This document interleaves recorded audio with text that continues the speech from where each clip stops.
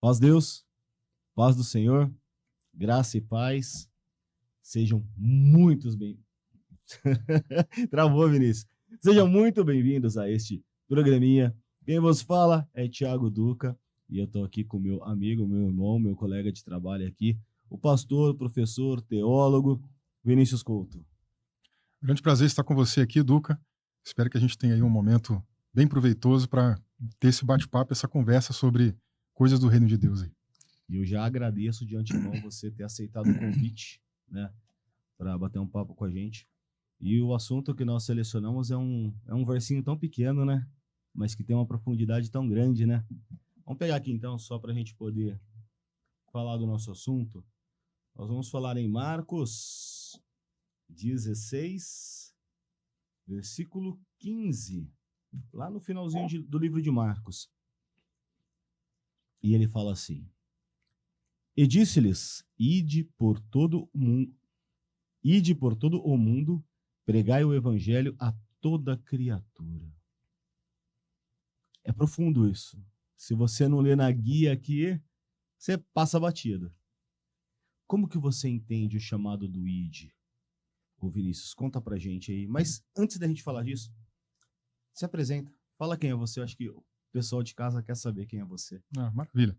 Bom, primeiramente, mais uma vez, eu é que agradeço. Para mim é um prazer enorme estar aqui contigo nesse bate-papo, nesse podcast. Meu nome é Vinícius Couto, eu sou do Rio de Janeiro, mas não tenho mais sotaque de lá. Saí de lá ainda muito novinho, com 9 anos de idade, fui para Minas Gerais. Morei a maior parte da minha vida no interior de Minas. Lá eu me casei, lá eu tive meus filhos, tenho um casal de filhos. E vim para Campinas, aqui na região, há mais ou menos aí 8 anos, está quase fazendo 8 anos agora, justamente para atender aí uma demanda ministerial, né, voltada para a educação teológica e também ministerial para cuidar de uma igreja. Atualmente eu estou pastoreando na igreja de Vinhedo, a primeira igreja do Nazareno em Vinhedo, e também dedicando a minha vida à área da educação cristã e teológica em conjunto. Eu tenho essa bivocacionalidade aí. Segui os meus estudos na parte da teologia e também na administração, que eu trabalhava quando eu morava em Minas na área industrial, mas me apaixonei demais pela teologia, prossegui os meus estudos teológicos, tinha um sonho ali de fazer um mestrado na área de teologia, consegui fazer esse mestrado pela Faculdade Batista do Paraná, e logo depois eu já ingressei direto no programa de doutorado da Universidade Metodista de São Paulo, já terminei há alguns anos, né? E a gente não para, continua aí ainda, agora com um pós-doutorado, já estou quase acabando lá na Mackenzie, e uma outra área também voltada para a educação, para aperfeiçoar um pouquinho mais o nosso conhecimento, né, sobre essa parte aí da educação de adultos, que eu tenho trabalhado também na Metodista de São Paulo. Então, eu acho que a gente vai espremer você aqui hoje, que você tem conteúdo, hein? Estou Eu aqui para acho que isso. você tem conteúdo, hein? Sabe, Vinícius, eu acho importante, isso daqui é um dos pontos que a gente vai tratar no ID aqui, que é o conhecimento das escrituras, né? E a gente falar um pouquinho da diferença entre o examinar as escrituras e estudar as escrituras, que eu acho isso daí bacana também. Tem uma questão ali, uma sombra ali em cima desse assunto também, entre o examinar e o estudar, né? E dos cursos que você fez, né? Você se preparou para estar hoje dando aula e tudo mais. Você é especialista em alguma área?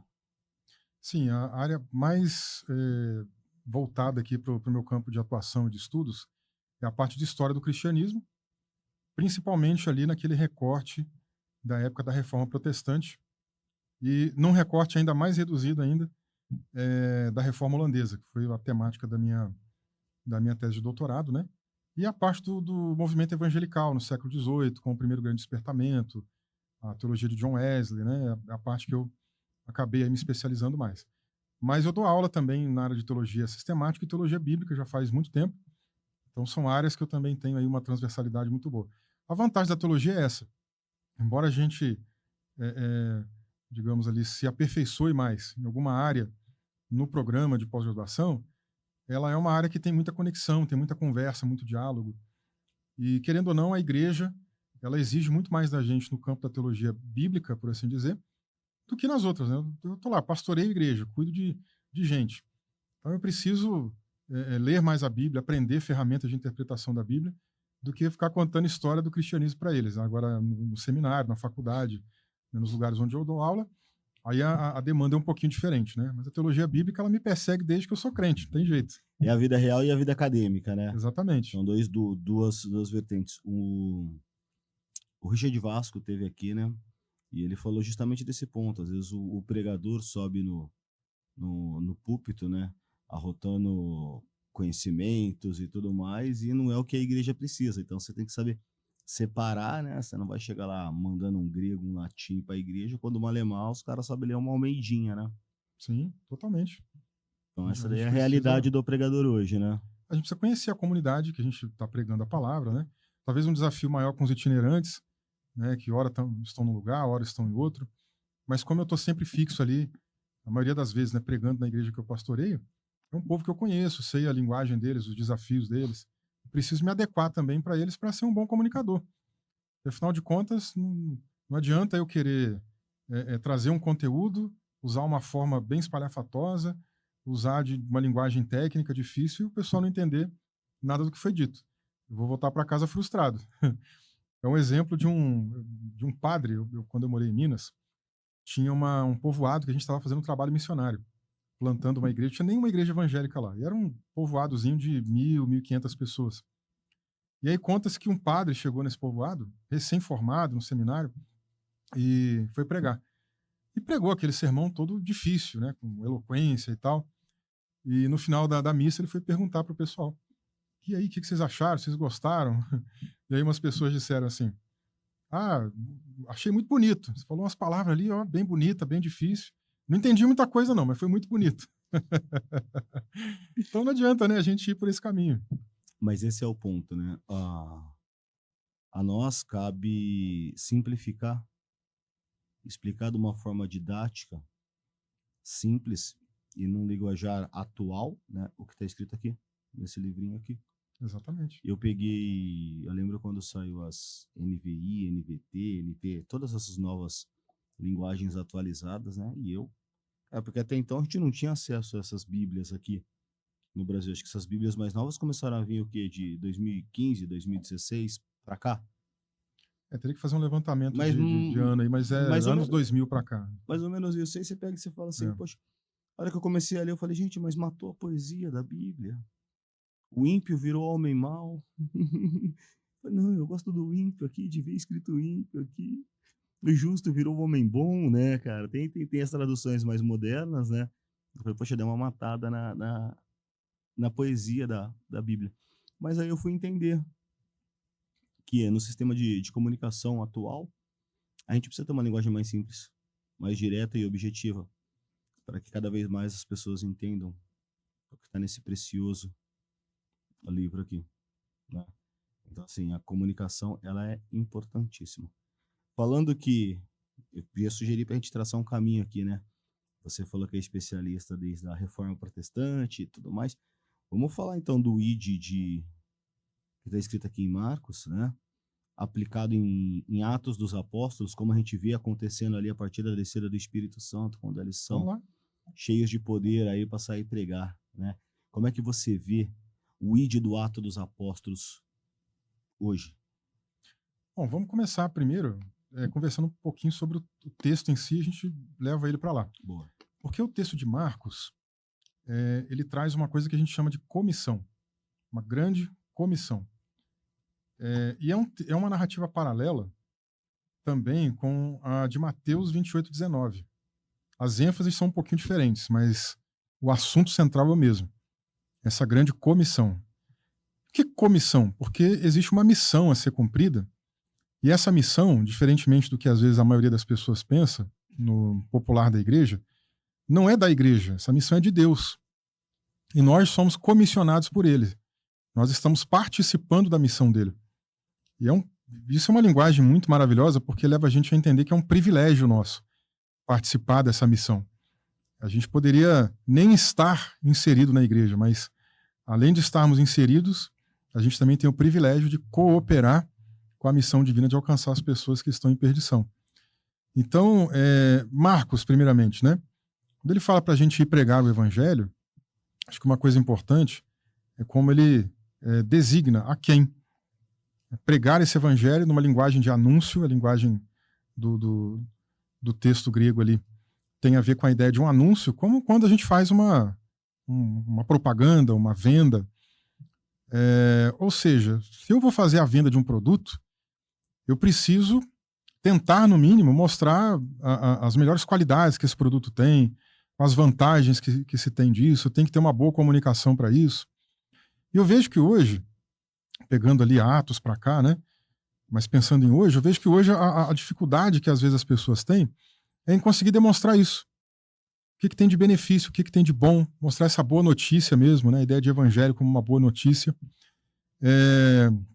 E às vezes focando em pontos que não são centrais ao evangelho. Querendo apresentar muitas das vezes o que tem de benefício na denominação que a pessoa faz parte. Na minha igreja pode ter isso, na minha igreja pode ter aquilo. Eu lembro de um filme que eu assisti, chama A Jornada. E aí esse filme ele conta um pouco exatamente desse tipo de estratégia que muita gente tem usado hoje. É um homem que deve ter vivido lá por volta do século XVIII, XIX, agora não me lembro, mas que ele está insistindo com alguns doutores, com alguns professores, que não se precisa mais ficar pregando o evangelho com tanta dureza, tem que amaciar a mensagem, tem que falar mais da ética do que de outras coisas. E aí a maioria dos professores está indo na direção dele, concordando. Mas de repente tem um professor ali que não concorda de maneira nenhuma. Ele fica até um pouco irritado com esse professor, mas esse professor tem uma máquina do tempo. E ele vai lá um dia reclamar, não, por que você não está apoiando as minhas ideias? E ele joga ele para o futuro, você vai entender o porquê, joga ele para o futuro. O futuro seria mais ou menos hoje, assim, né? E ele vem com aquelas roupas lá antigas, o chapeuzinho antigo, o jeito de falar antigo, e vai vendo a sociedade como está hoje. Entra numa igreja, começa a congregar com aqueles irmãos, vai acompanhar um dia de evangelismo, uma visita evangelística, eles vão na casa de uma família, eles param na porta da família, e ele fala assim com o rapaz que ele está acompanhando, nós não vamos nem orar para visitar a família? Não, o pastor já orou na igreja, está tudo tranquilo, vamos entrar. E eles entram na casa da família, e ao invés de falar realmente dessas coisas boas do evangelho, ele está falando de coisas boas que a igreja tem. Dizendo, nossa igreja, você viu como é que ela é confortável? Os bancos são confortáveis, tem ar-condicionado, a gente tem time de futebol americano, a gente tem grupo de teatro, a sua filha deve gostar de balé, tem balé lá também. Você vai gostar, vem com a sua família para cá que você vai gostar. E ele ficando indignado com isso, porque Jesus mesmo estava ficando de fora. E ele mais preocupado em apresentar coisas boas da estrutura da igreja local onde ele congregava, né? Mas a mensagem ali de Marcos, ela é mais nítida nesse sentido, para a gente apresentar de fato o evangelho e as coisas boas que tem a ver com o evangelho, né? Se tem uma boa notícia, é porque tem uma má notícia também. E a má notícia é justamente que quem não se entregar para Cristo, está na sequência lá, quem crer e for batizado será salvo, quem não crer está condenado. Tem uma má notícia também. E as pessoas precisam saber dessa má notícia, porque se de fato elas não se renderem ao senhorio de Jesus, o futuro da eternidade está comprometido para esse lado da perdição eterna. Mas a boa notícia é, Jesus Cristo morreu por você. Jesus Cristo pagou pelos seus pecados. Jesus Cristo substituiu você no Calvário. Jesus Cristo te dá a oportunidade de receber a salvação. E que é boa notícia maior do que essa, né? E o interessante também é o jeito que o verbo é conjugado, né? De você ir pregar, né? Aí está até no id, né? Em Mateus também é assim. Mas a ideia é de uma coisa mais próxima do nosso gerúndio no português. É de uma coisa Ato que você... contínuo. É de um ato contínuo. Você vai fazendo isso. Indo, pregue o evangelho, indo, faça discípulos, sabe? Conforme Mateus, né? A ideia é justamente essa. Por quê? Porque isso mostra também uma atividade da pregação do evangelho que pode se desdobrar em qualquer momento da nossa vida. Posso estar no ônibus e, de repente, ali anunciar essa boa notícia. Eu posso estar no metrô, no trem, dirigindo meu carro, posso estar numa fila de hospital, posso estar, quem faz aí o trabalho de Uber, ali naquela ocasião, ou quem estiver pegando um Uber também pode aproveitar. Enfim, qualquer ocasião, como disse ali já o apóstolo Paulo, em tempo e fora de tempo, a gente pode aproveitar de fato dessa oportunidade, né? Mas outra coisa também que Marcos comenta é que a gente deve pregar para quem? Para toda criatura. E aí é interessante essa distinção, porque a gente tem a distinção entre a criatura e o filho de Deus. Eu não estou aqui para evangelizar quem já foi evangelizado, quem já foi salvo, quem já nasceu de novo. Então explica para o pessoal, antes de você continuar, a diferença de criatura para filho de Deus. Porque a minha esposa, eu sirvo a Deus na congregação cristã no Brasil. E lá usa-se muito o termo criatura para distinguir quem é batizado, quem é filho de Deus e quem não é, né? E uma vez o meu primo, que também não era batizado, né? Falou, não, você é criatura, né? E ela ficou sem entender o que era aquilo. Embora eu explicasse, ela não conseguia compreender, né? Aí no curso de teologia que ela fez, ela conseguiu entender a diferença de criatura para filho de Deus. Então, só explica para o pessoal que está nos assistindo a diferença de criatura para filho de Deus. Tranquilo. Bom, primeiramente, filho de Deus, filho original de Deus, é um, que é Jesus. O filho unigênito, o único gerado. Todos nós nos tornamos filhos de Deus pela adoção. Uma linguagem muito recorrente no Novo Testamento, né? E isso envolve o quê? O fato de que ele nos coloca nessa grande família sem a gente ter merecido fazer parte dela. E além disso, tem um aspecto lá que o apóstolo João fala no seu evangelho, João capítulo 1, versículo 12, que a todos aqueles que o receberam, deu-lhes o poder de serem feitos filhos de Deus. Então é ali que acontece, de fato, essa adoção, essa filiação. Até então, todos nós somos criaturas. Mas existe, dentro dessa dinâmica, né, da pessoa nascer de novo, dela ser tornada uma nova criação, na linguagem de Paulo, ou nova criatura, na linguagem dele em 2 Coríntios 5,17, essa nova criatura é agora um filho de Deus. É distinto isso. E essa distinção é importante porque, na cabeça de muita gente, é até comum a gente escutar isso, né? Eu também sou filho de Deus, como se todo mundo fosse filho de Deus. Mas não, o filho de Deus, ou filha de Deus, vai ser aquela pessoa que, de fato, entrega a sua vida para o Senhor, como o apóstolo João disse. Todos aqueles que o receberam é que receberam esse privilégio também. Quem não entregou a vida para Cristo continua nessa condição, que o apóstolo Paulo também chama de homem natural, aquele ser humano que ainda tem a mente carnal, que tem aquela mente ainda voltada para as coisas do pecado, né? Agora, quando ela muda de vida, por isso que a linguagem dele também se torna nova criatura, nova criação. As coisas velhas passaram, essa mentalidade velha passou. Tudo se fez novo na vida dessa pessoa. E aí ela é adotada espiritualmente nessa família de Deus. Acho que uma metáfora boa de Jesus para explicar isso está em João capítulo 15, quando ele comenta, eu sou a videira verdadeira, meu pai é viticultor. Então, quem somos nós aí, adotados? A gente não nasceu originalmente nessa videira. Os enxertados. A gente é enxertado. É isso aí, isso é o filho adotado. Nós somos adotados nessa família de Deus, a gente é enxertado nessa videira, e a partir do momento que somos enxertados, tudo muda. Porque fora dessa videira, fora de Jesus, a gente não aproveita dos benefícios da expiação dele. Mas lá, enxertado, a gente aproveita de tudo, como a árvore mesmo. Uma videira ou qualquer outra árvore, você enxerte ali um ramo, fora da árvore, ela vai morrer, ela vai secar, ela não vai dar frutos, ela não vai ter alimento. Mas enxertada, a raiz dessa árvore busca todos os nutrientes ali e alimenta aquele ramo que foi enxertado e inserido. As folhas que pegam ali a luz solar, faz aquele processo da fotossíntese, que gera alimento, né, lá para a planta, para a árvore, também aquele ramo vai aproveitar disso. E assim é com a gente no reino de Deus. Quando a gente é enxertado em Jesus, os benefícios da expiação dele, a gente também aproveita, porque agora nos tornamos filhos de Deus. Perfeito, perfeito.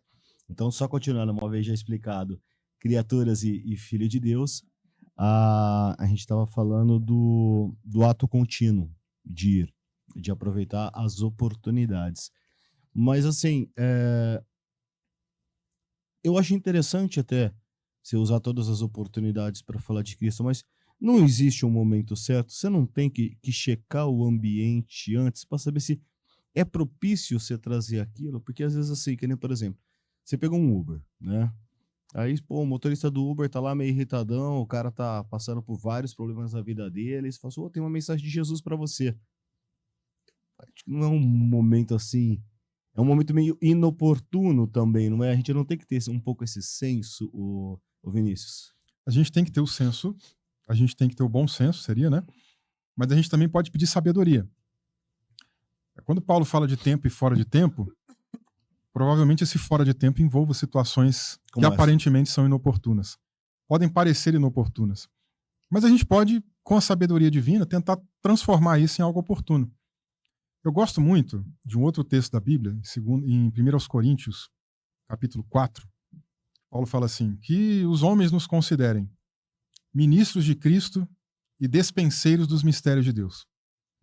Essa ideia dos despenseiros aqui é muito interessante e vai conectar exatamente com isso daí. O que era um despenseiro naquela época? A palavra grega lá é ecônomo. Basicamente, é um administrador da casa. Era alguém que cuidava de um estoque das coisas. E geralmente, esse tipo de ecônomo eram pessoas que ganharam alguma absolvição da escravidão e às vezes não tinha muito para onde ir trabalhar, mas ganhavam a libertação e continuavam trabalhando para o mesmo ex-dono de escravo. E aí, como é que ele trabalhava agora? Ele trabalhava cuidando do estoque, das coisas que aquela pessoa tinha, né? E administrava tudo ali, como se fosse um almoxarife hoje, assim, né, por assim dizer. Claro que tem outras funções, por exemplo, tem tesoureiros, gente que trabalhava na cidade, gente que apoiava alguma coisa financeira dos líderes de um município, etc. Tem outras funções. Mas ali na linguagem de Paulo, provavelmente ele está pensando nessa figura. Doméstica. Nessa figura dessa pessoa que cuida ali de todo um estoque de algumas coisas. E numa ferramentaria, num almoxarifado, alguma coisa assim, não é muito diferente. Alguém chega lá para pegar uma ferramenta, alguma coisa, uma peça, e ela tem que assinar ali que pegou, retirou. Né? Se é uma peça que tem que ser devolvida, ela devolve, depois assina lá a marca que devolveu, ou faz isso pelo sistema. Hoje em dia tem vários sistemas que as empresas usam. Mas isso ilustra um pouco dessa ideia do mistério. Nós somos despenseiros, nós somos estoquistas dos mistérios de Deus. Que esse é um outro ponto interessante também. Quando a gente ainda não tinha Jesus Cristo no coração, na vida, que éramos criaturas, aí a linguagem de Paulo do homem natural. O homem natural, de acordo com ele, não consegue entender as coisas do Espírito de Deus. Para ele são loucura. Como para mim já foram. Antes de eu entregar minha vida para Jesus, eu costumo contar, eu jogava basquete e eu passava em frente a uma igreja Deus e Amor, que era pertinho da quadra onde eu jogava, lá em Minas, né? E eu brinco assim, que o meu esconderijo era em casa, porque eu ficava mais na quadra do que em casa, né? Mas aí eu passava assim em frente à igreja e tava lá o pessoal gritando, orando, falando em línguas, né? E eu falava assim, esse povo é tudo doido, povo esquisito, povo doido, Deus não é surdo, não precisa gritar, não precisa de nada disso. Eu ficava pensando assim, né? E aí eu lembro que eu joguei bem assim basquete, consegui fazer testes em alguns times profissionais, cheguei a passar. É porque Deus não quis mesmo que a minha vida fosse por esse rumo. Mas eu lembro de um último teste que eu fiz num clube em Belo Horizonte, um clube profissional que existe até hoje, e passei na minha categoria. Eu e mais um amigo meu, ele era de uma categoria mais nova, nós dois passamos, mas a minha categoria, por já ser uma categoria mais infanto-juvenil, chegando perto do adulto, não tinha vaga de alojamento, aí eu não consegui ficar. Meu amigo ficou, e eu não. Então eu fiquei muito triste, assim, por muito tempo, decepcionado, estava em casa, quase entrando em depressão. Peguei abri a gaveta do criado mudo lá de casa e peguei uma biblinha daquelas azulzinha, de Novo Testamento. Dos Juliões. Com Salmos e Provérbios, né? Abri e falei, vou ler aqui e tal. Eu não entendia nada, não entendia bolhufas, né? Mas, obviamente, por isso que eu mencionei. O homem natural não entende as coisas de Deus. Porque as coisas de Deus não são discerníveis com a racionalidade, não são discerníveis com as ferramentas que a gente tem aqui, meramente humanas. A gente precisa realmente do Espírito Santo para isso, não tem como. Então eu li, não entendia nada e fiquei naquela coisa, não estou entendendo nada, até realmente entregar minha vida para Jesus. Aí aquilo que era mistério, voltando lá para 1 Coríntios, deixou de ser mistério. Porque muita coisa passa a ser revelada. Só que tem muita gente lá fora que ainda não entende isso, para elas é mistério. Então nós somos despenseiros desses mistérios. De repente essa pessoa que você comentou do Uber aí, tá lá, um dia muito ruim, sei lá, no trânsito, brigou, ou alguém fechou, alguém buzinou. Aqui em Campinas Fato. buzina o tempo fato. todo, né? Dá seta, a pessoa acha que é para você acelerar e fechar ela, né? Aqui em Campinas é assim. Trânsito de Campinas é teste de paciência. Mas já dirigiu em Manaus? Não, Manaus não. Então tá bom. Pior? Pior. Meu Deus, eu achei que não tinha lugar pior, não. Não, o do Rio de Janeiro também é ruim. É ruim, mas a mentalidade é diferente. Ali é o malandrão, Agora aqui é um clima de... de carroça. Eu posso falar. Aqui é um clima diferenciado. Eu dirijo em São Paulo, cara, toda semana. São Paulo é diferente. Aquele monte de carro, você não passa raiva igual eu passo aqui, né?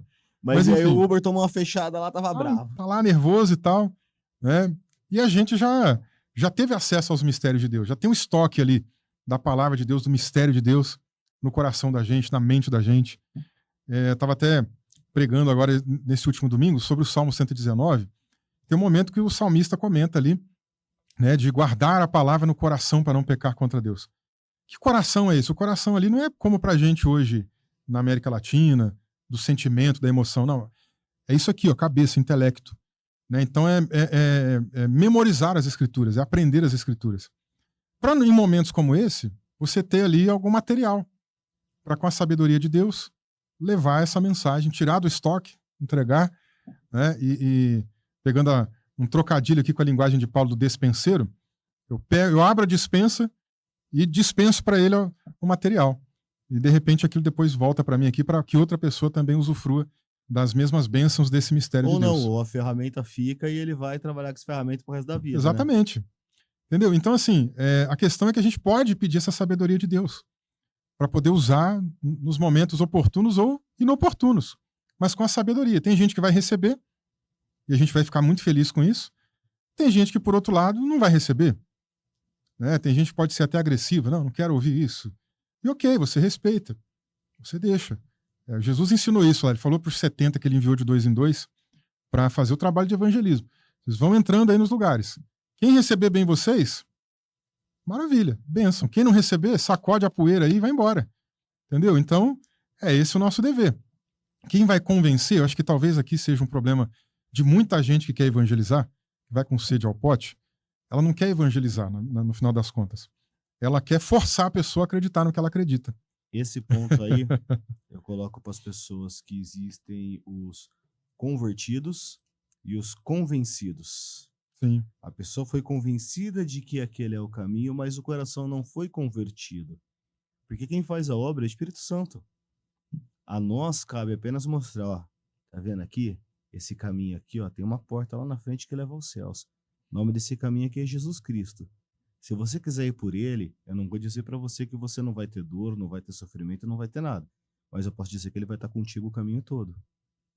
Aí você escolhe se quer ir por esse caminho e entrar por aquela porta, ou pega o caminho largo aqui e arque com as consequências também, né?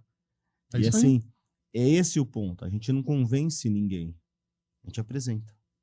Quem converte é o Espírito Santo. Exatamente. Exatamente. Então, a gente vai ficar feliz se a pessoa receber, mas se ela não receber, a gente sacode a poeira, fica triste. Porque gostaríamos que a pessoa se rendesse a Cristo, mas a gente não vai forçar ninguém, não vai colocar a goela abaixo na vida de ninguém, mas aí a verdade do reino. Mas aí a gente entra na parábola do semeador, né? Também. Que saiu no campo, né? Sim. Aí ele joga uma semente aqui, joga outra ali, e aí por conta das condições da terra e tudo mais, que são os corações dos homens, não estão preparados ainda, né? Aquela semente não germina, né? É mais ou menos isso que você está falando, né? Sim, sim. Perfeito. Ou seja, a gente também não escolhe o terreno, você sai jogando a semente. O semeador saiu a semear, nós estamos aí também para sair semeando. Quem vai gerar o crescimento na semente, preparar o terreno, quem vai fazer essa preparação é o próprio Deus. Né? E cada um também está num momento de vida, está numa situação peculiar, né? Agora, o terreno bem preparado, o terreno que realmente está correspondendo à mensagem do Evangelho é aquele que vai futuramente dar fruto ali, como a própria parábola conta, né? Alguns vão apenas passar por esse convencimento. Aí quando vierem as lutas, as tribulações, as perseguições, na própria parábola mostra isso, que é aquela semente que cai num terreno pedregoso, é a semente que cai num terreno também cheio de espinhos. Ela até cresce rapidinho, mas não tem como ter força suficiente para dar continuidade. Ela não, só parece que converteu, mas não converteu de verdade. Né? Fora o terreno da beira do caminho, que ainda vem lá o inimigo e leva embora, né? Arrebata a semente, leva ela embora. Às vezes acontece. Mas nosso papel é só pregar, só lançar a semente. Quem dá o crescimento é Deus. Paulo também falando sobre uma coisa parecida lá na igreja de Corinto, fala, ó, um planta, o outro rega. Quem dá o crescimento é Deus. O que acontece no reino? Mas você sabe que nesse ponto aí é um um testemunho meu. Isso aconteceu comigo. E eu congreguei até os meus 15 anos, conhecia a casa do Senhor, cria criança no caminho do Senhor, eu conhecia o caminho do Senhor, e nos meus 15 anos eu me desviei para o mundo. E num, tipo, cara, vários problemas aí acontecendo, bebendo bastante. Aí um dia eu voltando para minha casa, assim, pensando nos problemas que eu tinha para resolver e falei para Deus dos meus problemas. Aí uma voz cochichou no meu ouvido e falou assim: Vinícius, e a sua alma? O que você está fazendo pela salvação da sua alma? Meu Deus, Vinícius. Eu catei o telefone, eu liguei para minha mãe na hora, eu falei: mãe, onde tem culto hoje que eu preciso ir para a igreja? Por quê? O terreno já estava preparado. Se eu tivesse ido antes para a igreja, eu não teria durado. Porque eu sou muito questionador, eu sou muito, como que não é afrontoso. Cara, eu vou para cima quando eu vejo um negócio que tá errado, eu discuto, debato, eu gosto disso daqui, eu gosto da discussão, eu gosto do debate, eu gosto da guerra, assim, por assim dizer, né? E talvez se eu tivesse ido antes, o meu coração ia estar cheio de pedra, a semente não ia germinar. Ou ela até crescesse um pouquinho, mas não ia conseguir fincar raiz.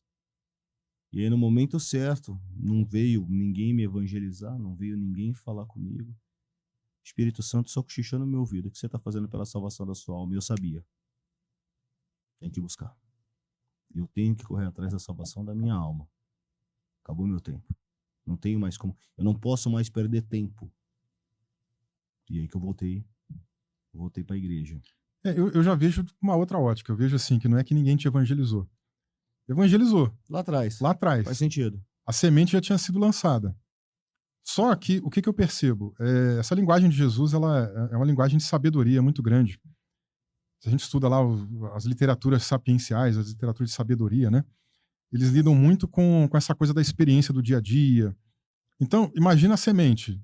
Tem semente, dependendo do tipo de plantação, que você joga a semente, daqui a pouquinho ela já está germinando, já está pronta para você colher alguma coisa e usar. E tem as tâmaras. Mas tem outras que demoram. Eu nem sei quanto tempo que demora uma tâmara. Demora bastante tempo, cara. Eu não sei quanto tempo que demora. Hoje que a tecnologia mudaram já, né?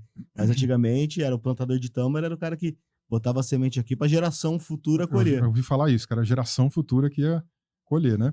Então, e esse tipo de coisa não é fora da realidade da parábola. Porque, eventualmente, tem algumas sementes que são lançadas que talvez na superfície ali a gente não está vendo nada. Não germinou, não apareceu nada de fruto aqui ou de germinação de alguma coisa aqui na parte superior, mas lá dentro, debaixo da terra, alguma coisa está acontecendo. E a gente não está vendo. Né? Ou então ela vai até começar a crescer, mas até começar a dar fruto, não é no tempo que a gente espera, que a gente é apressado. Né? Então, enfim, sem a pregação do evangelho, sem a graça especial de Deus, sem a graça salvadora... O Lucas falou ali, a tâmara é 100 anos. Ah, lá, 100 anos. 100 anos, é um século. Pra geração futura mesmo. Realmente. Isso se não for para a segunda geração ainda, né? Verdade. Dependendo de quando a gente plantar ela. E aí o que você tá falando, tem as plantas que crescem com a raiz para baixo primeiro, né? Exato. E depois aparece a parte de cima. E às vezes a gente não tá vendo, e a gente tá ali, não tá dando resultado, não tá acontecendo, eu tô pregando, não tá acontecendo nada. E eu vejo assim que essa parábola de Jesus, ela vem para nos estimular a não perder a motivação de pregar o evangelho. Continua pregando. Leva a mensagem, joga aqui nesse terreno, joga no outro terreno. Quem conhece o terreno também não somos nós, entendeu? E o tempo de germinação, o tempo de frutificação, está com ele. Né? Às vezes a gente desanima porque pregou para um, parece que deu certo, daqui a pouco não deu, mas deixa tudo na mão dele. Ele é que conhece tudo. Lá na frente ele vai dizer que é o Espírito Santo que vai convencer o ser humano do pecado, da justiça e do juízo. Não somos nós. Nosso trabalho é lançar semente e pronto. Nada mais. Bonito isso, cara. Bonito isso. Tem uma profundidade, assim, principalmente para quem está no campo missionário, né? Às vezes você vê muitos que nem eu comecei a fazer um trabalho em campo agora, né? E é uma situação assim que é difícil você virar para um camarada numa situação de rua, de situação de abandono, no meio do uso de drogas, no meio do uso de álcool, né? Abusos diversos. Falar que, Jesus é bom. Jesus cuida, Jesus cura. Cara, olha a minha realidade. Cadê o seu Jesus? Não é fácil quando você está no campo falando para pessoas que estão vivendo dessa maneira. Então, assim, você colocou de bacana, a gente não conhece a terra, né? A gente não escolhe a terra, a gente vai jogando a semente, né? E tem algumas pessoas que olham para alguns evangelistas, né, que olham para as pessoas em situação de rua, como é que eu vou chegar ali? Como é que você traz um conselho? Agora é uma parte assim bem para quem gosta de evangelizar, para quem gosta de falar dos evangelhos. Como que você chega numa pessoa que está numa situação de rua, está numa situação complicada, cheia de abusos, drogas e tudo mais? Pô, vem te apresentar Jesus Cristo. Difícil, cara. Sim. Olha, eu ouvi uma vez um testemunho de um missionário que me impactou bastante e me abriu, assim, a mente para pensar em outras dinâmicas e outras possibilidades, né, de como levar a mensagem do evangelho. É que às vezes a gente também é um pouco apressado até nisso. A gente já quer chegar falando de Jesus de uma vez. Mas talvez conhecer um pouco da história dessa pessoa ou do contexto do que está acontecendo, do porquê a pessoa foi parar ali, possa ser um caminho interessante também. Ele conta de uma outra experiência, não tem a ver com pessoas em situação de rua, mas é uma experiência que dá para fazer uma aplicação legal aqui. Uma tribo indígena na África, em que ele chega num determinado lugar e percebe que boa parte da população é cega. E a percepção dele é, por que está acontecendo esse fenômeno aqui? Qual que é o problema que tem levado essas pessoas a essa condição? E ao invés de já chegar falando de Jesus, foi mapear o lugar, foi estudar o lugar, foi conhecer as pessoas, foi conhecer a realidade delas. O que ele descobriu? Eles demoravam 2 dias para ir buscar água. Eles iam a pé 2 dias, buscavam água, depois mais 2 dias para voltar, 4 dias para ter água potável. E mesmo assim, não sei o quão potável era essa água, né? De repente vinha de um rio, de alguma coisa, só o trajeto aqui também, né, para voltar. Enfim, uma série de desafios. E por eles terem que economizar água, eles não levavam tantas práticas de higiene como a gente está acostumado na nossa sociedade, na nossa cultura mais ocidental aqui. E o que ele percebeu? Que por não higienizarem os olhos, quando acordam, a gente já acostumou desde pequenininho. Você acorda, vai lá, lava os olhos, tira a remela. Eles não faziam isso. Então ia às vezes acumulando remela, vinha a mosca varejeira, botava um ovinho aqui, e depois o bichinho aqui, a larva ia comendo, corroendo aqui os olhos. Por isso que boa parte da população tinha esse problema. Então o que ele identificou? Isso aqui está simples de resolver, tem que economizar água, mas não precisa gastar a água, né, em demasia para isso. Ele pegou lá um paninho, alguma coisinha assim, para ensinar eles a umedecer, higienizar. O pessoal lavou, depois de um tempo começou a diminuir a incidência. E eles perceberam que aquilo ali foi benéfico. E aquilo abriu a oportunidade para agora ele ser ouvido.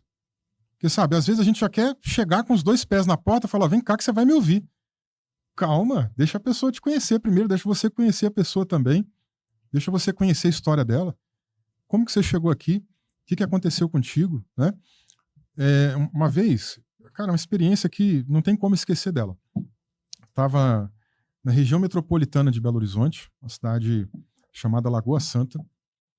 Eu trabalhava na indústria, então assim, sempre tinha uma reunião ou outra da fábrica que eu trabalhava, numa planta que ficava próxima de Belo Horizonte.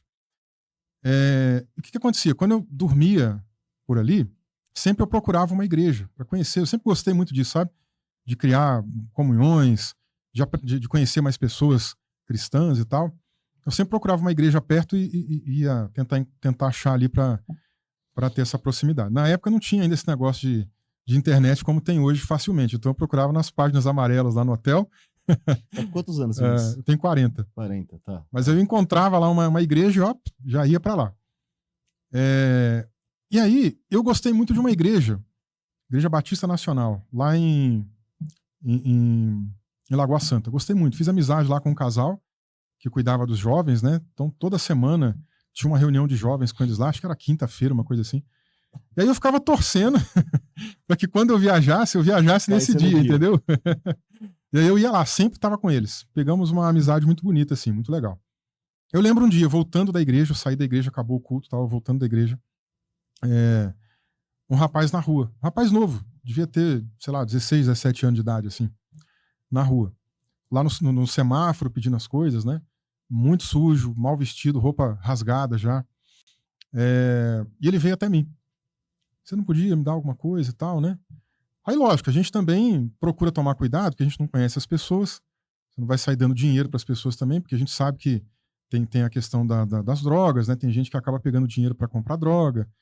A gente não quer, na Um verdade, malefício. a gente não quer favorecer a pessoa para essa vida. Pelo contrário, quando ele pediu comida, eu falei, não, eu vou ali na padaria agora fazer um lanche, você não quer ir comigo? Ele olhou assim, mas tem certeza? Eu falei, sim, vamos lá. Aí a gente entrou na padaria, todo mundo olhando a gente assim, né? Naturalmente, por causa Chama do atenção. rapaz como tava, né? Aí a gente sentou, eu falei, pode pedir o que você quiser. Aí o rapaz ficou muito assim, envergonhado. Não, não, não. O que você me der tá bom. O que você me der tá bom. Eu, não, fica à vontade. Ele ainda, bem constrangido, assim, não, não, o que você me der. Eu falei, então tá bom, eu vou pedir isso, isso e isso pra mim. Pra você fica legal? Pode ser. Aí pedi a mesma coisa pra nós dois, sentamos, começamos a comer. E eu fui conversando com ele. Cara, quantos anos você tem? Eu já não lembro mais, já passou muito tempo, né? Mas eu acho que era isso aí, 16, 17 anos, né? Perguntei, mas como que você foi parar nessa vida, cara? O que aconteceu? E ele começou a me contar. Olha, perdi a minha mãe, primeiro eu perdi meu pai, aí minha mãe entrou num novo relacionamento, e o meu padrasto não gostava de mim, me tratava muito mal, e aí um belo dia a gente se desentendeu, ficamos mais assim de canto, aí passou um tempo, a minha mãe morreu, e ele me botou para fora de casa.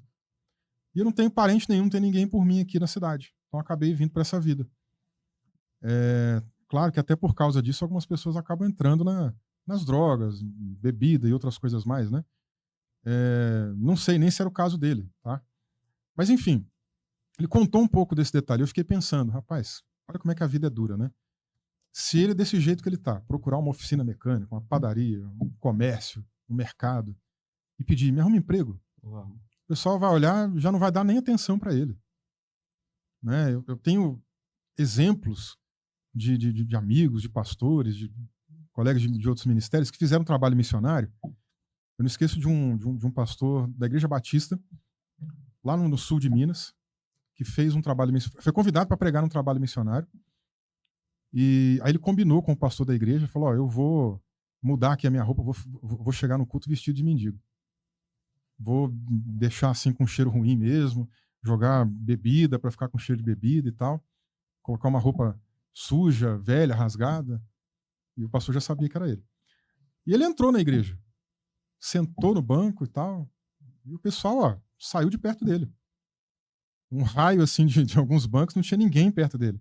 Ficou sozinho. Né? E aí o culto rolou. De repente chegou a hora da pregação, o pastor anunciou, olha, hoje quem vai pregar no nosso culto missionário vai ser o pastor fulano de tal, está conosco aqui nessa noite, está sentado ali, vem cá, pastor fulano de tal. Aí levanta lá o rapaz, como se fosse um mendigo. E todo mundo caiu em choque, né? Porque viu a besteira que fez. Não deu atenção, não cuidou, não teve empatia. Você vê, se isso acontece na igreja, quiçá fora dela.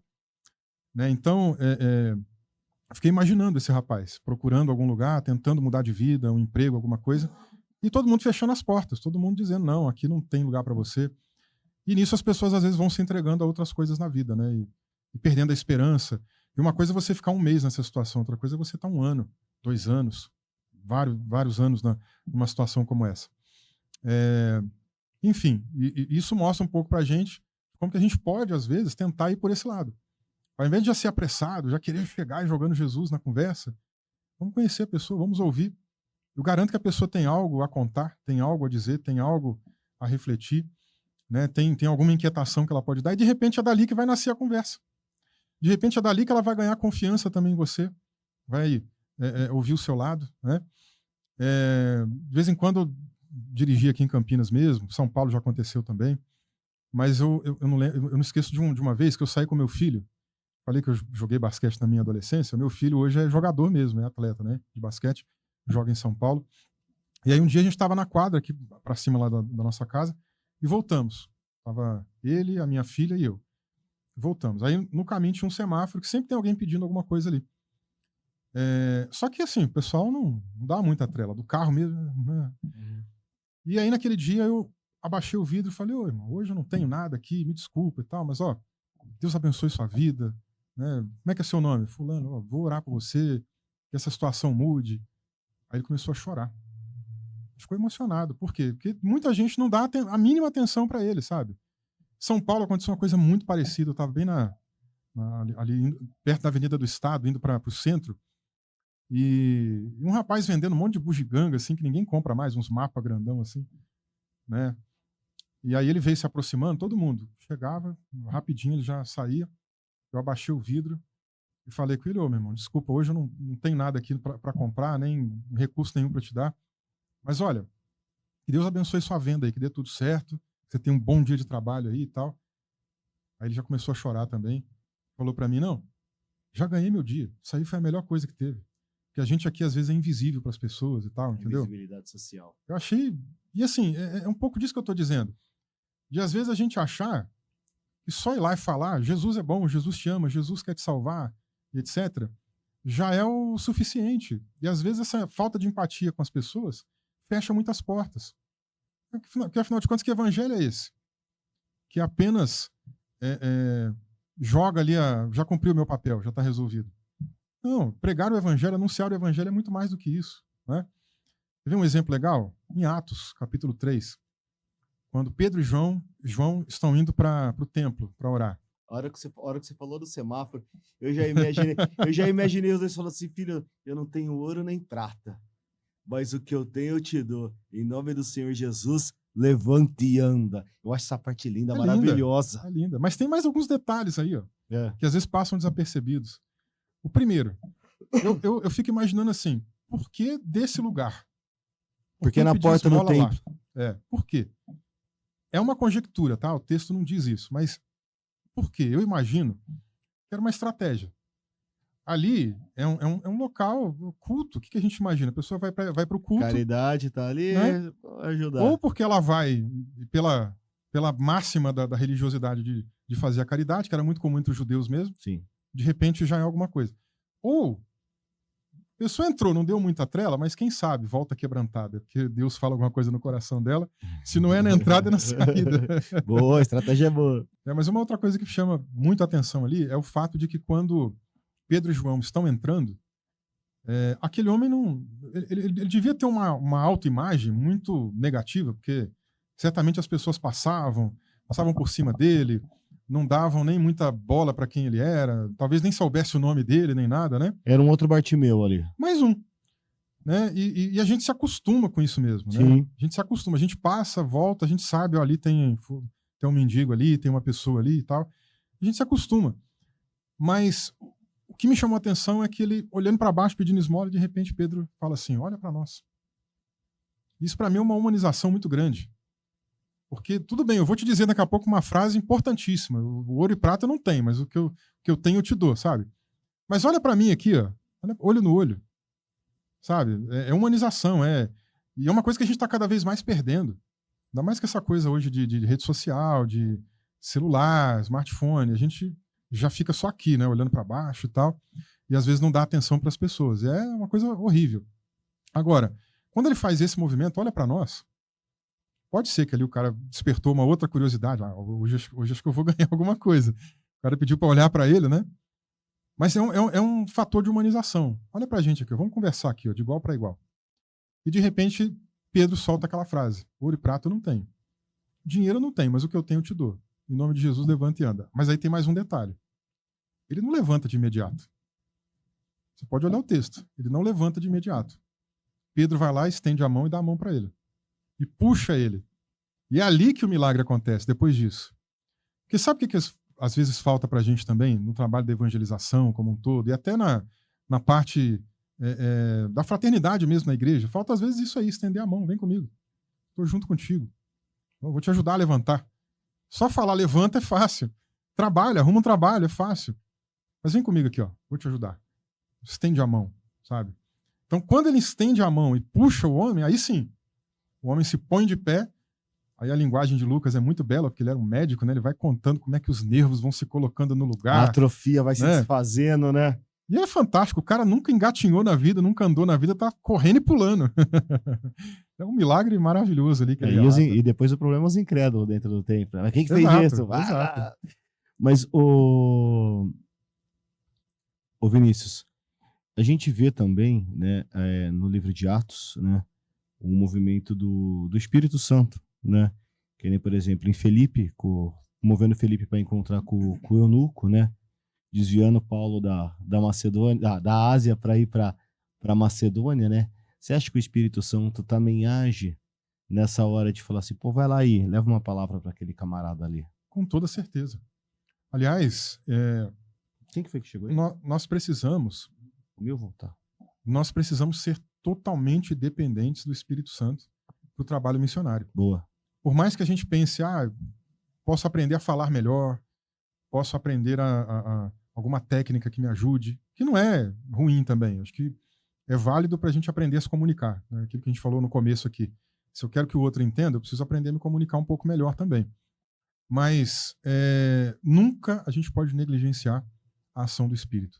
Na verdade, o derramar do Espírito Santo é uma prova de que sem ele a gente jamais conseguiria levar o evangelho para ninguém. A gente é totalmente dependente do Espírito Santo. Se missões acontecem, se evangelismo acontece, é porque o Espírito Santo está guiando, está direcionando, está fazendo alguma coisa acontecer. Sem ele a gente não consegue, nós não temos essa capacidade. É totalmente dependência do Espírito Santo. Eu tenho um pensamento aqui. Você pede para ver uns milagres, assim? Porque que nem... Eu fico imaginando, assim, tem umas coisas que passam pela minha cabeça. Que nem Pedro e João na porta do templo, assim, falando... Levanta e anda em nome do Senhor Jesus. Você já pediu para ver uns milagres desses? Assim, Já pedi. Cara, eu peço assim, eu falo, Senhor, eu quero ver uns milagres desses, Senhor. Eu preciso ver uns milagres desse, cara. Porque, assim, eu acredito que eles aconteçam ainda no dia de hoje. Eu acredito que esses milagres acontecem. Eu acredito que Deus cura de um câncer. Ele pode curar de um câncer, porque não é a nossa vontade, é a vontade dele. Eu acredito que ele pode abrir os olhos do cego, como fez com Bartimeu, fazer enxergar. Ele pode abrir, cara, curar, fazer vários milagres. E não só milagres terrenos, milagres espirituais também.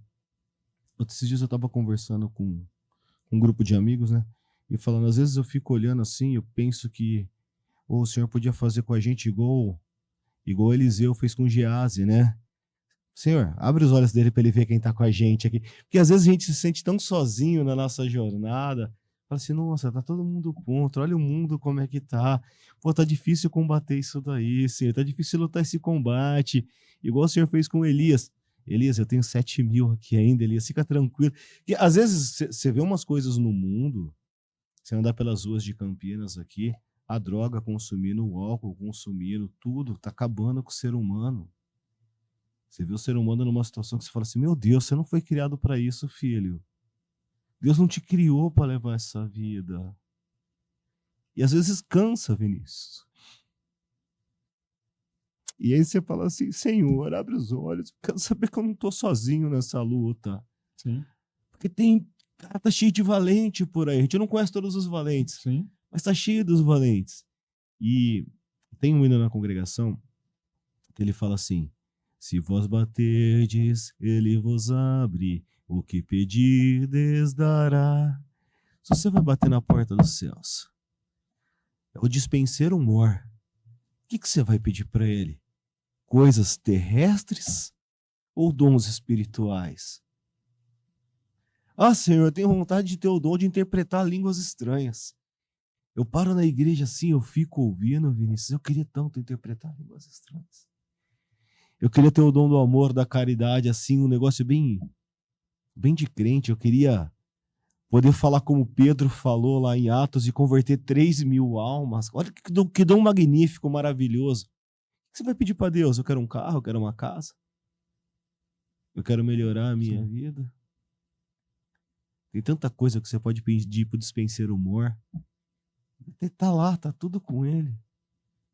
E o que as pessoas pedem? Por isso que eu falo assim, a gente precisa conhecer os guerreiros. O que você falou, eu ia lá nas igrejas conhecer as pessoas. Cara, isso é muito importante, Vinícius. Muito importante. Sabe, eu assisti um filme ontem com a minha esposa. Eu super recomendo. Se eu não me engano, o nome do filme é O Som da Esperança.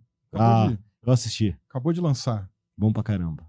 das crianças que são adotadas, né? Sequestradas e tudo mais, né? Pra ser escrava sexual? Não. Ah, não é esse daí, não? Não. Ah, É outro, então. então é outro. Ah. Ele acabou de ser lançado.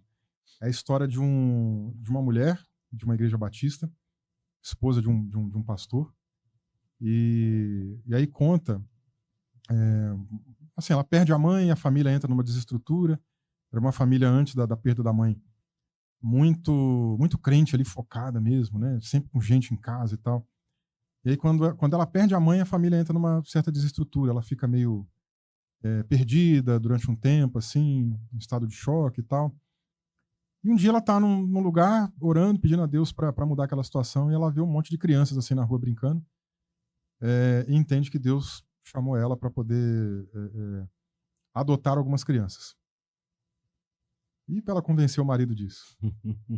Mas eles começam, adotam lá algumas crianças, aí o pastor começa a pregar isso na igreja, que é importante e tal, etc.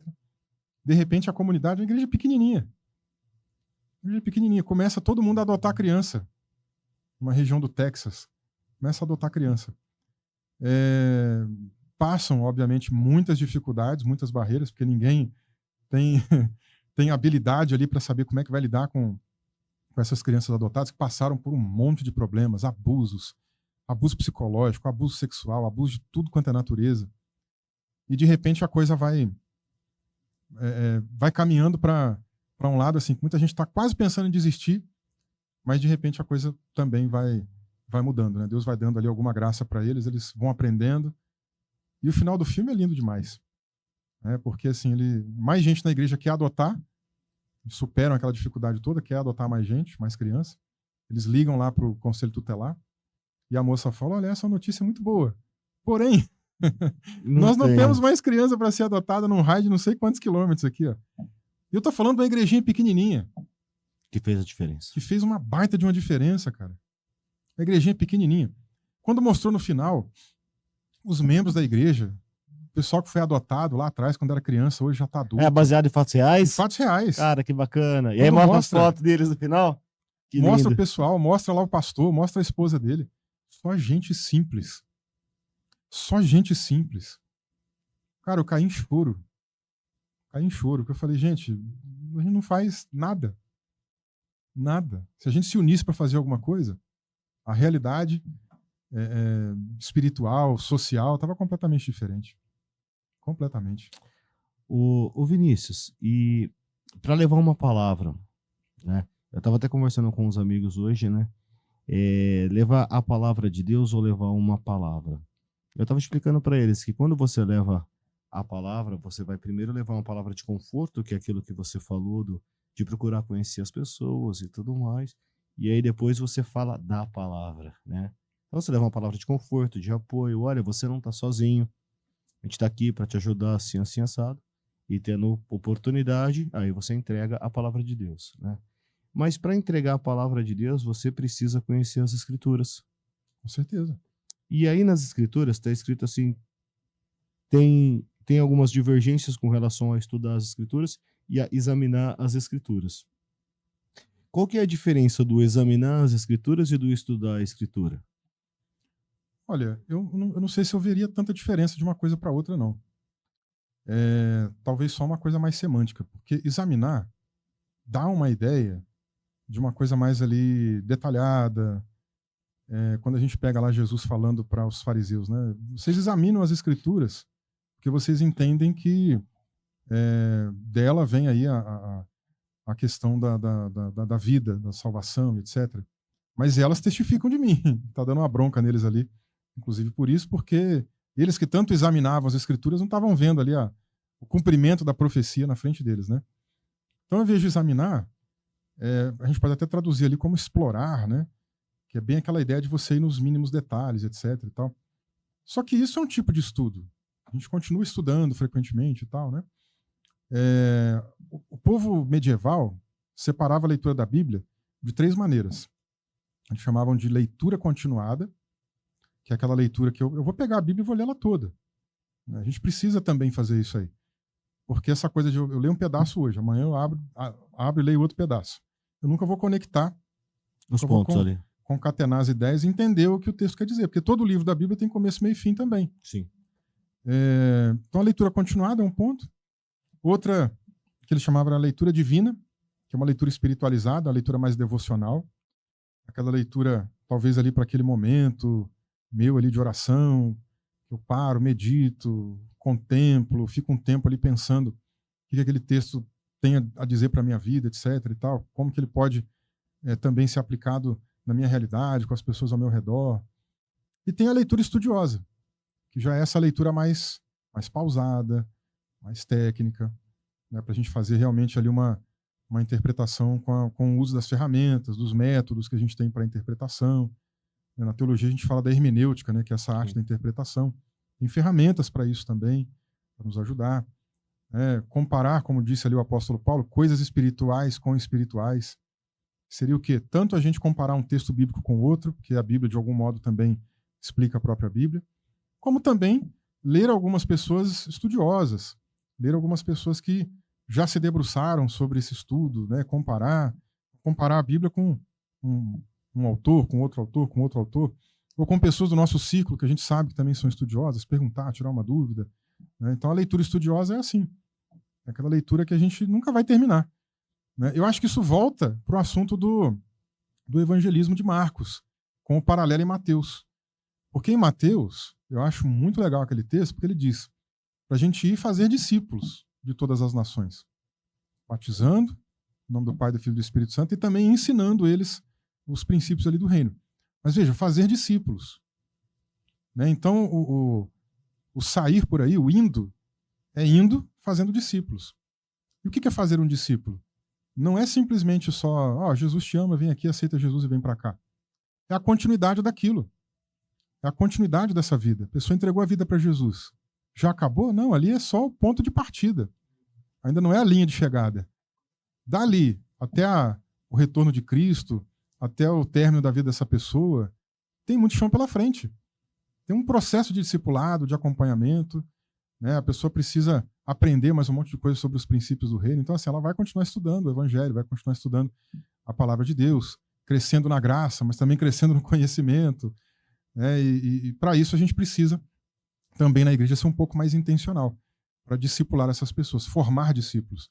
É uma formação de caráter e uma formação de conhecimento, de transformação para o resto da vida. Isso nunca acaba, né? A gente está até com um plano de discipulado lá na nossa igreja em Vinhedo, e eu tenho falado para eles, gente, discipulado não acaba. Discipulado não é aquele livrinho ali que a gente usa para o novo convertido que chegou e ele vai aprender umas lições ali sobre vida cristã, batismo, etc. 3 meses acabou, já é discípulo. Não. Eu estou há 20 anos, 20 e poucos anos no evangelho e ainda sou discípulo, estou aprendendo, estou sendo discipulado. Isso é para o resto da vida. Né? Então, assim, toda semana a gente se reúne, conversa um pouco, lê um texto, conversa sobre ele, estuda, se confronta, porque discipulado é para o resto da vida, não tem jeito. E qual seria a próxima característica que o evangelista que vai para o campo, você acha que ele tem que ter aí? O que ele tem que se preparar? A gente já falou que ele tem que conhecer das escrituras. Então, examinar, estudar as escrituras. Qual que é a outra característica que você acha que eles têm que ter? Olha, a gente já comentou, mas eu reforço isso, a questão da sabedoria. Porque houve um tempo, né, em que as pessoas chegavam, por exemplo, como a maior parte da minha vida eu estive em Minas Gerais, às vezes a gente ia fazer um trabalho de evangelismo, plantar uma igreja, algum povoado, alguma coisa assim. O pessoal chegava na casa da família, aí a família às vezes católica, né, tinha lá uma imagem, alguma coisa assim, e a pessoa já chegava lá, tem que quebrar essa imagem, tem que jogar isso fora. A primeira vez que está visitando a casa da pessoa, já está falando isso, né? A pessoa se sente acuada, afrontada. Ela não é aquilo que eu falei. Está desmerecendo a minha crença? Exatamente. Ao invés de você deixar a pessoa abrir o coração, você está talvez até fazendo o contrário. Ela fecha o coração para você. Né? Então, essa sabedoria. Até o proverbista diz, né? O que ganha almas sábio é. A gente não aprender a buscar essa sabedoria. Tiago diz, você não tem sabedoria não? Pede a Deus, ele dá de graça todo dia. Olha o dispenseiro mor de novo aí. Exatamente. Bate lá, que você vai pedir, acerca? O que Salomão pediu? Exatamente. Beleza, bacana, a gente fala de sabedoria. Essa parte do criar pontes, né, e não aumentar abismos, né, que é o que você falou, quebra essa imagem e tudo mais. Eu vejo Eu publiquei um vídeo recentemente, né? Que tá lá, eu escolhendo, qual denominação você escolheria, né? Aí você vira a cabeça pro lado, você vai ver A, B ou C, né? E foi passando, e aí, pô, chego na congregação, escolhi a minha, essa daqui, é aqui que eu vou ficar e tudo mais. Porque assim, onde você escolhe servir a Deus é indiferente, não é placa de igreja que salva. Você tá servindo de um puro e sincero coração? Você tá cumprindo o que Cristo pediu para você? Então tá bom, filho. Não importa onde você tá servindo. Então vai lá, serve a Deus com alegria aí onde você tá e beleza. E as pessoas, elas querem dizer que, essa igreja é seita, essa igreja é herege, é isso, é aquilo. Eu fiquei olhando assim, eu falei, cara, os irmãos, porque a igreja não é a congregação, não é a Nazareno, não é a Assembleia. A igreja somos nós. Nós somos os membros, nós somos enxertados na videira. E aí eu tô vendo os galinhos lá brigando com galinho. Pai, não, mas o meu caule aqui é melhor. Mas, cara, a gente tá no mesmo caule. A gente tá no mesmo caule. E quando você vai falar, tá, das coisas de Deus, para uma pessoa que servia numa outra denominação, o pessoal usa o termo desviado, eu não gosto muito desse termo, eu vou dizer que ele não tá congregando, não tá servindo em nenhuma igreja, mas tá lá, né? Como é que você vai falar assim quando entra nesse viés aí de religiosidade? Não é mais cristianismo isso. Isso é religiosidade. Como é que o evangelista tem que saber lidar com isso daí? Principalmente que nem, por exemplo, você vai falar para alguém, você vai evangelizar alguém da igreja católica, né? Pô, você vai chegar para Maria. Não, Maria depois não era mais virgem. Maria era... Cara, pelo amor de Deus, mano. Não é assim que você quebra tudo santo, tá tudo errado.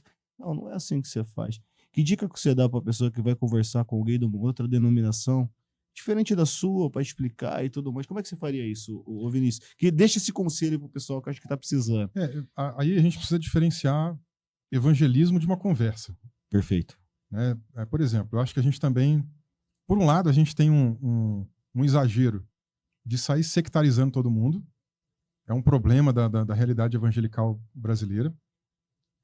Às vezes as pessoas não sabem nem muito bem o significado de seita e de heresia. Esse também é um problema. Sim. Porque hoje seita e heresia ganhou uma outra conotação, tá? Heresia hoje é um ensino, vamos colocar aqui, espúrio, e seita é um grupo religioso ali que defende esse tipo de ensino, né? Então, hoje seria esse o significado. Biblicamente, o Novo Testamento usa a palavra aireses, que seria heresia, para significar outra coisa, para significar grupo, facção, mas só que facção também não no sentido pesado que a gente usa hoje. É de um grupinho. A separação. É um grupo que tem uma ideia diferente do outro. Você pega lá a religião do judaísmo. Você tinha os fariseus, os saduceus, os zelotes e tinha mais um... Os essênios. Os essênios, isso mesmo. São grupos. Cada um tem a sua perspectiva teológica, tem uma crença que é diferente da do outro. Mas todos eles são judeus, são judaísmo. Os cristãos, inclusive no começo, são até confundidos com uma seita judaica. São chamados de seita do caminho, seita dos nazarenos. Seita dos nazarenos, que está escrito em Atos, né? Exato. Eles são confundidos com uma seita judaica. Quem está de fora não vê muita diferença. Até porque os primeiros crentes, eles vão para a igreja, eles vão para o templo, eles jejuam 2 vezes por semana, até guardam o sábado ainda, esses primeiros cristãos ali. Depois, com a expansão do cristianismo, conforme depois eles vão chegando... Depois de Antioquia começa a mudar, né? De Antioquia começa a mudar muita coisa. A ida também para os gentios, para os estrangeiros, né? Tem toda uma mudança de dinâmica, o Concílio de Jerusalém debate alguns pontos. Então, enfim, ali muda muita questão dos cristãos. Mas, a princípio, quem está de fora não entende as diferenças, joga tudo, como a gente diz lá em Minas Gerais, tudo no mesmo balaio. Tudo igual. Que todo mundo é igual. Mas essas pequenas diferenças é que formariam essa ideia do conceito de heresia lá antigamente. Com a cristianização do Império Romano, que era de fala latina, a gente vai ter uma tradução da palavra aireses para secta, que é de onde vem seita. Mas, a princípio, é o mesmo sentido. Sim. Depois é que vai ganhando outras conotações, né? Até Paulo, quando escreve lá aos Coríntios, ele fala, é até bom que tenha heresia entre vocês, para que os justos apareçam e tal. Só que seita ali, ou heresias ali, né? Na verdade, é por causa dos grupinhos que tinha dentro da igreja de Corinto. Uns eram de Paulo, outros eram de Apolo, outros eram de Pedro, outros eram de Jesus. Que o pessoal acha que era melhor, mas não era melhor também não. Que esses que diziam que era de Jesus aí eram os que não seguiam a liderança de ninguém. Eu não sigo homens. Então, assim, tinha 4 grupinhos lá dentro. E aí, no meio desses grupinhos, é que a gente vai acabar. É uma ironia de Paulo, né? Até é bom que tem heresia, é uma ironia. Lógico que não é bom, ninguém quer uma igreja dividida. Mas é bom no sentido de que a gente vai conhecer quem realmente está servindo a Jesus. Né? Então, enfim, acho que essa é uma distinção importante. Por quê? O que é seita hoje? O que é uma heresia hoje? Que grupo hoje a gente teria que evangelizar? Né? Que grupo que está dizendo que é cristão e no final das contas não é? Que crenças eles estão ferindo ou estariam ferindo como uma comunidade, como uma organização religiosa, dentro daquilo que é basilar da fé cristã? Porque para a gente chegar a esse entendimento, não, é uma seita nesse conceito moderno, a gente precisaria ir por esse caminho, de entender o que esse grupo ensina, que realmente faz deles ali um grupo à parte, ao ponto da gente não ter uma comunhão e não considerá-los cristãos. Né? Não vou dizer nomes aqui, mas tem denominações religiosas que, por exemplo, ensinam que Satanás é irmão de Jesus. Que Satanás ficou com inveja dele quando Jesus foi chamado pelo Pai para poder fazer a obra. Por isso ele se rebelou. Né? Tem denominação religiosa que ensina que o arcanjo Miguel é Jesus. Tem denominação religiosa que ensina que Jesus não é Deus. Então, esses são alguns pontos comprometedores. Né? São alguns exemplos que a gente poderia olhar para essas instituições, organizações e dizer, olha, realmente isso aqui não é cristão e precisamos evangelizar essas pessoas. E aí eu acho que é aquele caminho, criar o vínculo, a amizade, conversar. E no momento apropriado, mostrar que essas crenças não estão de acordo com as escrituras, não estão de acordo com o evangelho. E aí quem convence, de novo, não somos nós, né? Só que acho que assim, o problema nosso é que o povo gosta de debate, gosta de ganhar debate também. Muitas das vezes não é a coisa feita com amor. Sabe, eu vou te mostrar porque, olha, você está no caminho errado. Você vê Paulo, chega no Areópago, ele aprende essa contextualização, ele chega lá e vê o altar ao Deus desconhecido. O que é o altar ao Deus desconhecido? Não é que eles tinham milhares de deuses e talvez tenha um que a gente não conhece, deixa aí. Não.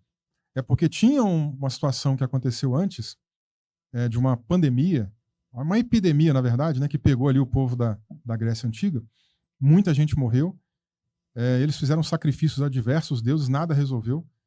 E eles ouviram falar de um cara que era monoteísta, sabiam de um cara que era monoteísta, que vivia meio isolado, que era esquisito, que vivia com uma roupa estranha, e foram até ele. Ele falou, vou falar com meu Deus aqui, tudo bem. E Paulo conhecia essa história, porque ele cita lá exatamente a narrativa do filósofo grego, que conta, né, como que isso aconteceu. E aí o homem disse, consultei, Deus mandou vocês subirem com os animais para serem sacrificados, e eles vão subindo aí a montanha. Onde eles pararem é o lugar que vocês vão fazer o sacrifício.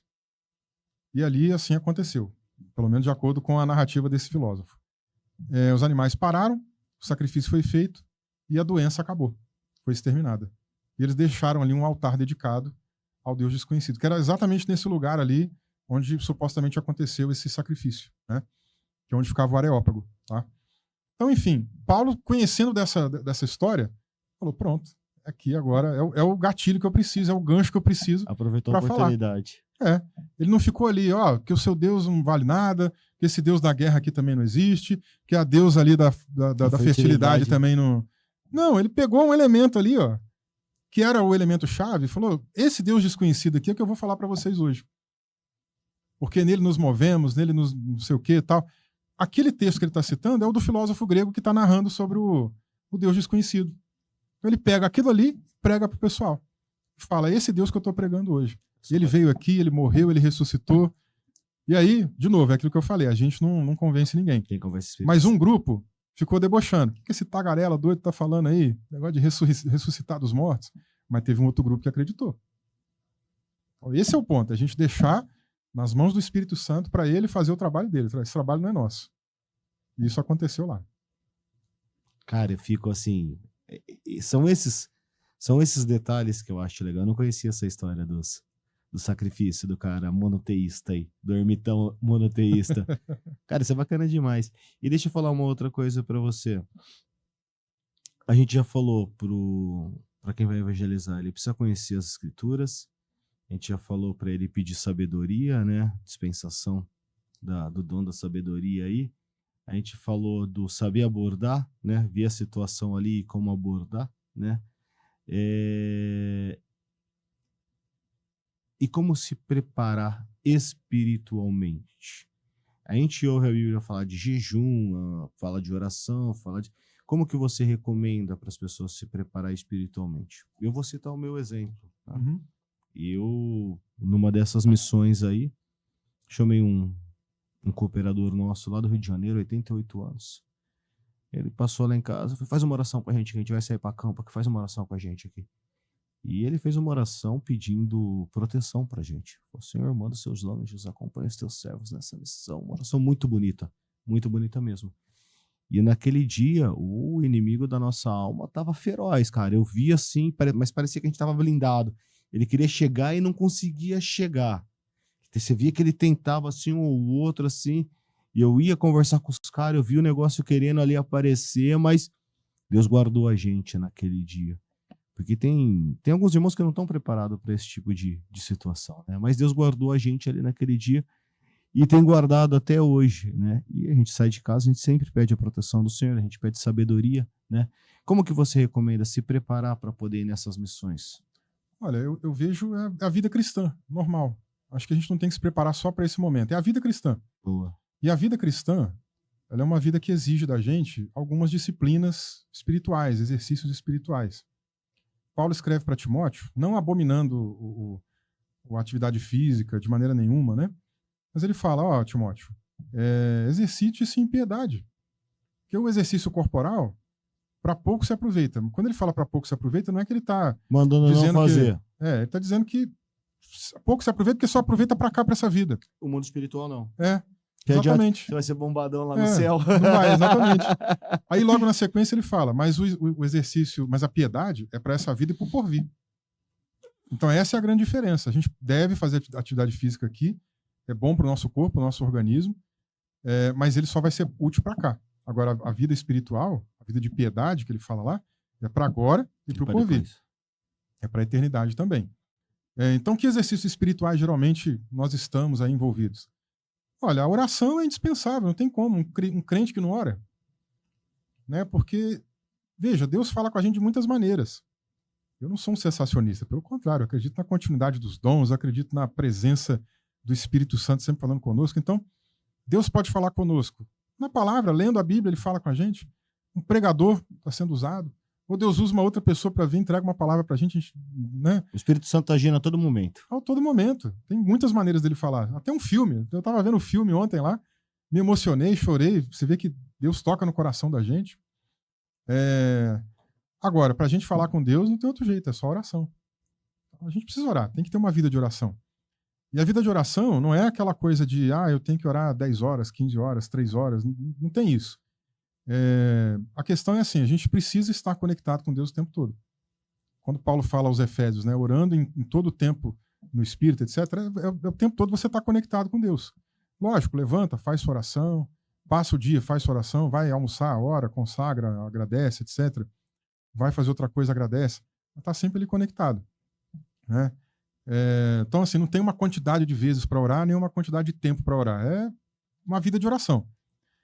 A leitura da Bíblia, também indispensável. Como é que a gente quer pregar o Evangelho, quer falar de Jesus e não está disposto a ler a sua palavra, a amar a palavra dele? Né? Não tem como.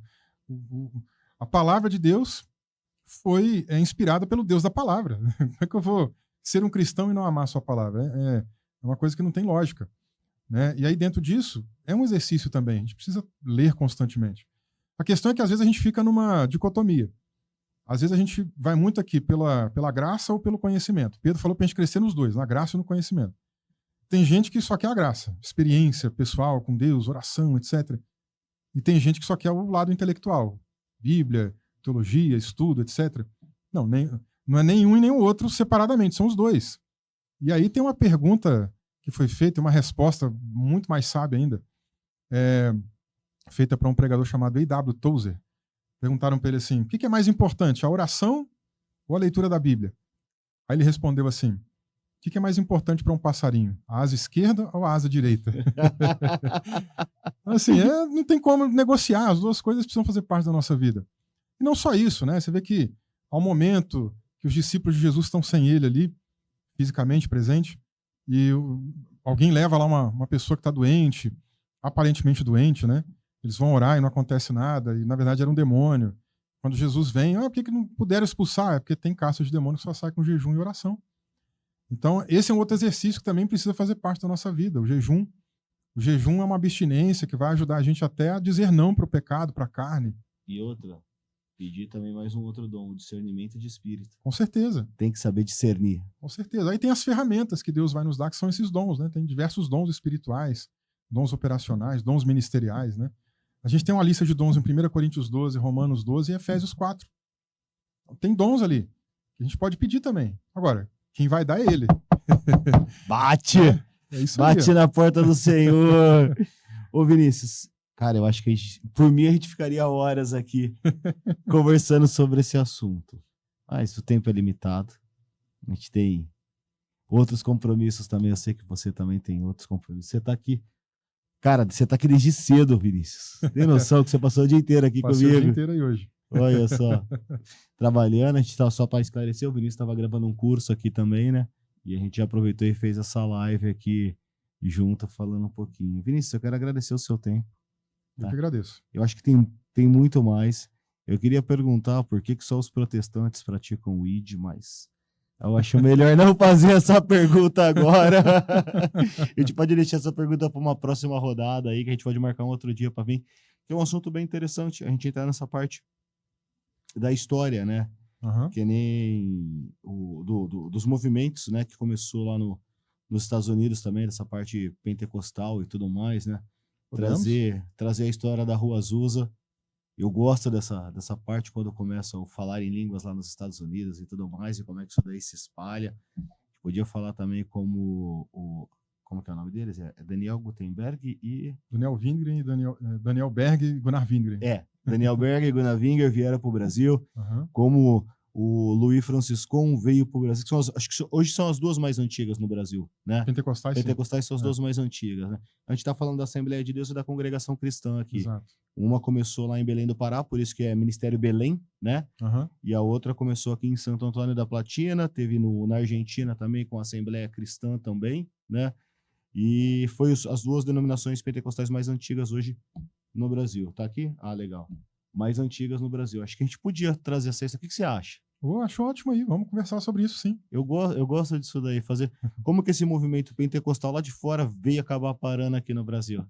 Maravilha. Vamos marcar uma outra rodada. Vamos marcar uma outra? Vamos. Bom, agora eu achei que você morava em Vinhedo, cara. Agora que eu sei que você mora em Campinas, vou abusar disso aí. Conta comigo aí. Tá bom? Gente, que Deus abençoe a todos. Quem assistiu até aqui, muito obrigado de coração. Ó, fazer um coraçãozinho de dorama. Ó, não é pecado assistir dorama, tá? Não é pecado. Eu fui assistir com a minha filha pra ver o que era o tal do dorama, né? Uhum.